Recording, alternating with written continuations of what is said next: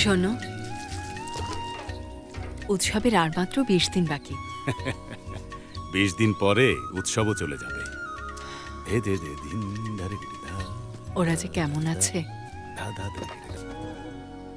এই সংক্রান্তিতে অন্তত বাচ্চাদের আসতে বলো না।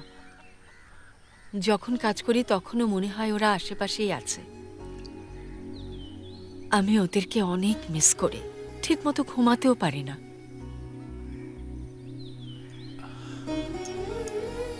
আর কতদিন মন খারাপ করে থাকবো? ওদেরকে একটু আসতে বলো। এই কলা গাছটা এমন কেন? আমি বাচ্চাদের কথা বলছি। আরে ওকে এখানে ডাকো তো, আমি জিজ্ঞেস করছি।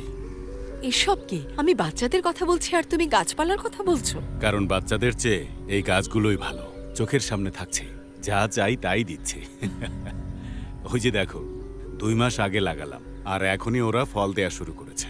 অথচ বাচ্চারা আমরা দেখা করতে চাই কিন্তু ওরা আসতে চায় না। কিন্তু ওরা তো ওখানে অনেক ব্যস্ত থাকে। ওরা যেমন ব্যস্ত থাকতে চায় তেমনই ওদেরকে থাকতে দাও। দেখো, এখানে আমরা দুজনেই একজন আরেকজনের জন্য যথেষ্ট।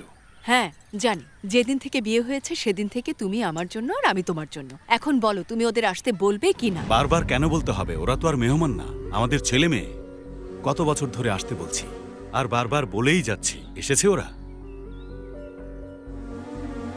আমি আর বলতে পারবো না। ঠিক আছে, তুমি যদি ওদেরকে না ডাকো আমিও ওদের কাছে চলে যাব। আমাকে একা রেখে চলে যাবে? তো কি করব? তোমার গাছপালা, খামার আর গ্রামের এত বন্ধুরা, তুমি একা কোথায়? এটা কেমন কথা বললে তুমি? ওদের জন্য তুমি আমাকে ছেড়ে চলে যাবে? কেন? বিয়ের পর আমার মা বাবাকে ছেড়ে কি তোমার সাথে আসিনি? তখন মনে হয়েছিল তুমি ছাড়া কেউ নেই, আর আমার এখন ছেলে মেয়েদেরকে লাগবে। তুমি যদি ওদেরকে না ডাকো তাহলে আমি কিন্তু নিজেই ওদের কাছে চলে যাব, মনে রেখো।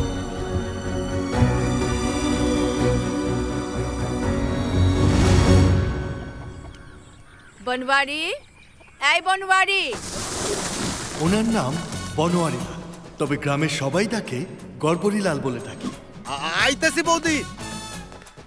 আরে মই এখানে কেন রাখছি? আরে আপনি নিজে হরমনি করে না, আমারে ফেলাইয়া দিলেন। আমার হাত পা যদি ভাঙা যাইতো। আরে তাড়াহুড়ার মধ্যে খেয়াল করি নাই। যা কাজ কর। বেশি লাগছে নাকি? তো কি লাগছে না? বৌদি কি আমরা ডাকছেন? আমি বাচ্চাদের কাছে যাব, তুমি তাড়াতাড়ি যাও। ঠিক আছে। আর কোথায় যাচ্ছ? আপনি তো যাইতে কইলেন।